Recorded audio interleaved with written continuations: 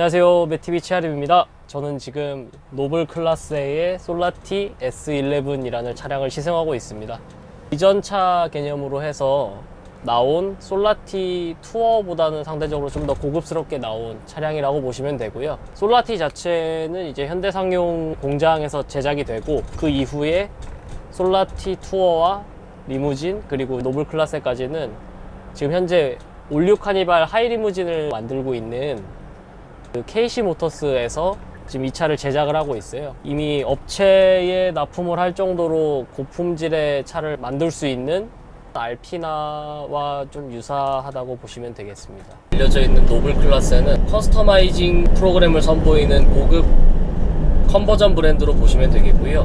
KC 모터스의 그 기반을 두고 있어요. KC 모터스는 카니발 하이 리무진을 기아차의 전량 생산 및 공급을 하고 있고요. 그 외에 이제 별도의 특장 및 용역 업무를 수행을 하고 있는데, 투어 모델과 리무진 버전을 지금 현재 공급을 하고 있고요. 대표적으로 카니발을 주축으로 EQ900, 솔라티에 이르는 라인업을 갖추고 있고, 기본적으로 S11이 어떤 차인지를 인지하기 위해서는 솔라티 모델 라인업에 대한 기본적인 이해가 필요한데, 스탠다드, 디럭스, 럭셔리 세 가지로 구성이 되어 있고 14, 15, 16인승으로 시트 베리에이션이 좀 상이에요. 그리고 별도의 커스터마이징을 거친 모델 라인업의 경우에는 11인승이 메인이고 캠핑카만 이례적으로 4인승으로 구성이 되어 있어요. 기본 솔라티에 근간을 해서 외적으로 보여지는 마감 처리나 시트 위치, 배열 등을 다시 손보는, 그래서 노블 클래스의 솔라티의 포지셔닝은 그러면 어떻게 되느냐, 투어보다는 고급, 리무진보다는 노멀한 차 정도로 보시면 되겠죠. 솔라티 리무진이 금액이 제법 나가는 차다 보니까 상대적으로 S11 같은 경우에는 보다 더 대중적이고 합리적이라고 말할 수 있겠습니다. 제 앞에는 무려 스토카 챔피언을 하신 분을 제가 지금 상스럽게 운전을 시키고 있습니다. 제가 오늘 하루는 미래 최아린 대표님의 기사 제가 어떻게 역할을 하고 있습니다. 이번 생에 가장 큰 호사가 이건 것 같은데, 잘 누려보겠습니다. 지금 우리가 탄 게 몇 인승이죠? 이 차는 11인승 버전만 나오고요. 기본 베이스는 뭐 14인승, 15인승, 뭐 16인승 뭐 이렇게까지도 되게 세분화되어 있는 거. 이 차도 그렇고 투어도 그렇고 리무진도 그렇고 다 이제 11인승 기반으로 이제 실내 내장재 차이나 사양 차이 이런 것들을 좀 둬서 구분을 해놨고요. 이 차가 S11이라는 이름으로 나왔지만 실질적으로는 9인승으로 판단을 하시는 게 맞아요. 카니발 같은 경우에는 판매 대수가 실제 어느 정도였는지 혹시 아세요? 지금 메인으로 나가는 차는 L9이라고 이제 9인승 기반으로 고급스럽게 꾸민 차량인데, 그 차가 지금 월 한 10대 정도 나간다고 해요. 네. 그 이외의 차들도 꾸준히 공장에서 찍어내는 차가 아니라 다 커스텀으로 만드는 차를 감안한다면 적지 않은 대수는. 솔직히 이 차가 처음 나왔을 때 인터넷 여론이 도대체 어떤 사람이 카니발을 1억에 가까운 돈을 주고 사냐라고 했는데, 실제 시장에서는 생각보다 그 수요가 있었던 거죠. 외적으로 드러나지 않으면서도 실내에서의 뭐 이제 나 자신을 위해서건 함께하는 탑승자를 위해서건 한층 더 나은 선택지가 제공된 건 맞으니까. 이 차량의 가격이 지금 얼마죠? 아직 정식 출시가 된 차는 아니어서 실제 판매 가격은 좀 더 뭐 협의가 돼야 되는 걸로 알고 있지만 9천만 원대 정도에 맞춘다는 걸로 알고 있거든요. 취등록세 다 하면 1억은. 근데 어차피 이 차를 개인이 차를 운용하기에는 조금 뭐 주차나 관리 측면에서 좀 되게 큰 마음을 먹어야 되는 쉽지 않은 차고, 생각보다 기존차 이런 것들을 쓰는 회사들도 꽤 여러 개 있더라고요. 그렇기 때문에 그쪽에서 활용하기에는 괜찮은 선택지일 것 같아요. 뒤에서 탔을 때 소재의 차이나 마감의 차이가 확연히 다른 게 좀 느껴지고요. 가죽 소재를 아예 다른 소재를 적용을 해서 이 차의 베이스가 되는 솔라티에 비해서는 상당히 좀 고급스럽게 마감이 된 모습을 볼 수 있고, 또 보시면 여기에 수납함도 있고 이제 미끄러지지 않게끔 패드가 설치가 되어 있고요. 상단 러기지까지도 그렇게 마감 처리가 되어 있고, 도어 포켓 개념으로 넣을 수 있는 수납 공간이 마련되어 있고, 뭐 이제 USB 포트가 되게 생각보다 차가 많이 있어요. 간이 팔 거리 겸 컵홀더가 각 좌석마다 다 달려 있어서 되게 편하게 사용할 수 있게 되어 있고, 가운데를 열면 냉장고가 갖춰져 있고, 냉장고 조절은 조명을 켜고 끌 수 있는 이 버튼 위쪽에 자리를 잡고 있습니다. TV 같은 경우에는 DMB와 스마트 기기를 연결을 해서 음악 청취나 비디오 감상, 그리고 HDMI 각종 멀티미디어 시스템을 사용할 수 있게 만들어 놨습니다. 이 차가 리모컨으로 할 수 있는 것들이 좀 많은데, 특이하게 램프 설정을 리모컨으로 할 수 있어요.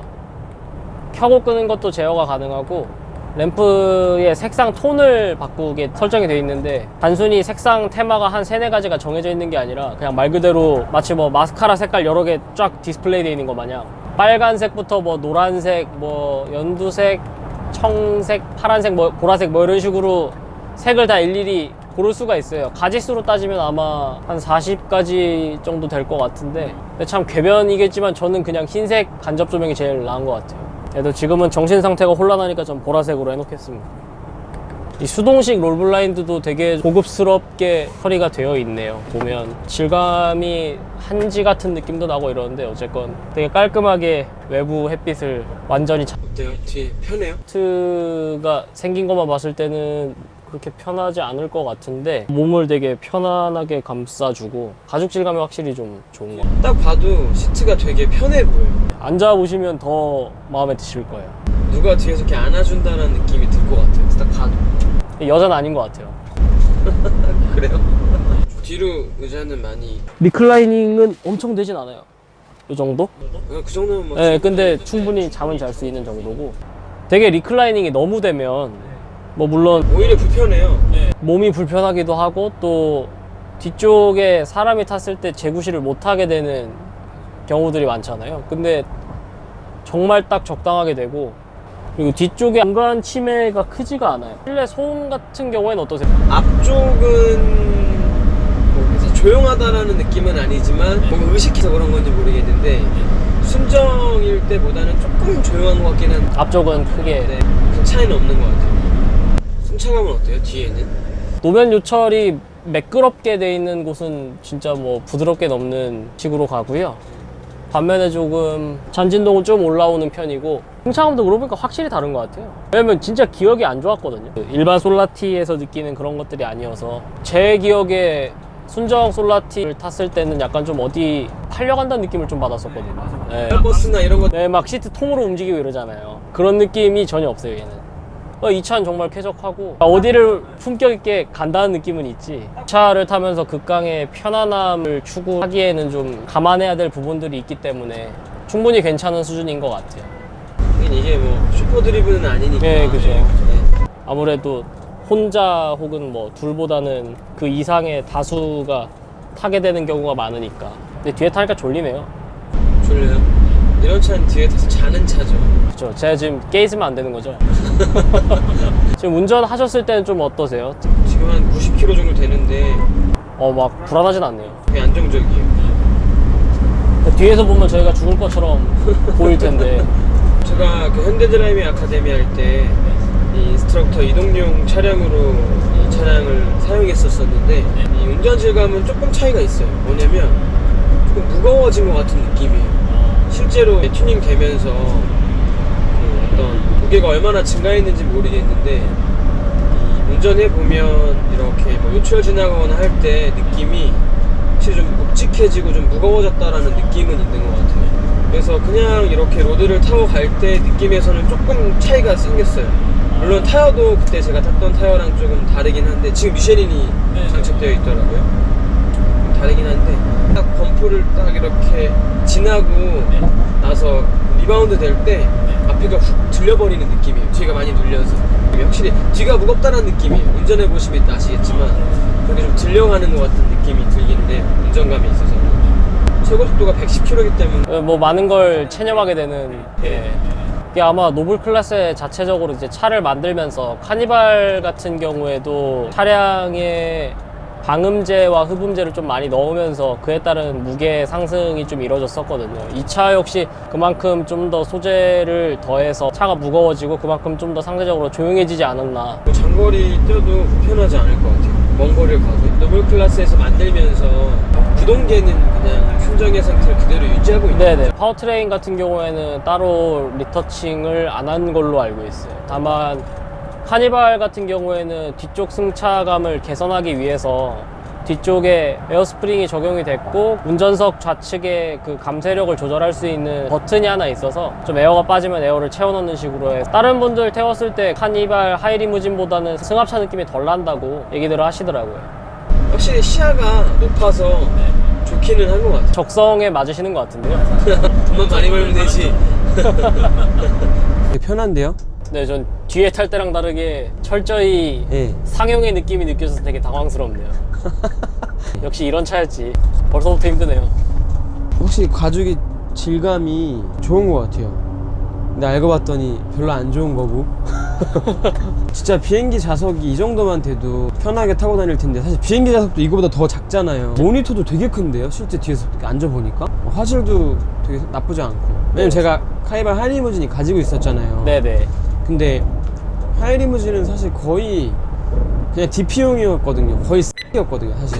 그리고 이 바닥이 진짜 고급스럽네요. 요트에 쓰이는 소재를 그대로 적용한 걸로. 저 아는 분들이 요트 가지고 계신 분이 몇 분 계신데 그 느낌이네요 딱 진짜. 아, 네. 근데 양산으로 나오는 차량과 이렇게 커스텀으로 외부에서 만들어지는 차량들의 가장 큰 차이가 마감의 퀄리티 차이거든요. 그러니까 처음에 딱 만들었을 때는 뭐 사실 마치 양산한 차량처럼 굉장히 퀄리티가 좋지만 네네. 조금만 세월이 지나면 그쵸, 그런 바로- 내구성에서 굉장히 큰 차이가 있거든요. 근데 딱 보면은 내구성도 굉장히 좋을 것 같다는 느낌이 들어요. 왜냐면 끝에 있는 그런 마감들이 굉장히 좋고 커스텀의 딱 느낌이 아니라 네네. 실제 그냥 완성차 업계에서 나오는 양산의 그런 느낌이에요. 네, 그냥 양산차에 그냥 고급스러운 모델을 타는 느낌? 그런 네. 느낌이에요.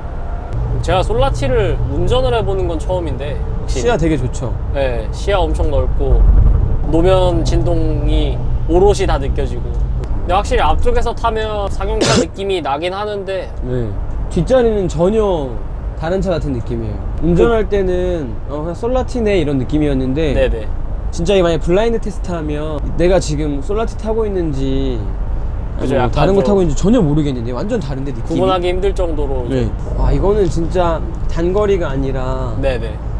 어디 장거리 이동용으로는 진짜 최고겠는데요. 어디까지나 전제 조건은 내가 운전하지 않는다는 거. 회사의 중요 임원들이 딱 뒤에 앉아서 이야기하면서 가기 진짜 좋은 것 같아요. 딱 창문으로 보이는 이 지금 공항 이 네. 풍경이 조금 과장해서 비행기 안에 타 있는 것 같은 느낌이에요 진짜. 이게 제 개인적인 생각인데 시트가 이 앞쪽에 있는 열들이 뒤를 바라볼 수 있게 딱 돌아가면 안에서 회의도 할 수 있고 그죠. 더 좋을 것 같아요. 솔라티의 장점 중에 하나가 전고가 엄청나게 높은데 그 전고 덕분에 저는 물론 180이 안 넘어서 그런 걸 수 있는데 차를 타고 내릴 때 머리를 안 숙여도 돼요. 저도 아까 쓴 다음에 뛰었는데도 천장에 머리가 안 닿던데요. 그건 좀 슬픈 거 아닌가? 아니, 근데 뭐 저도 슬펐기 때문에.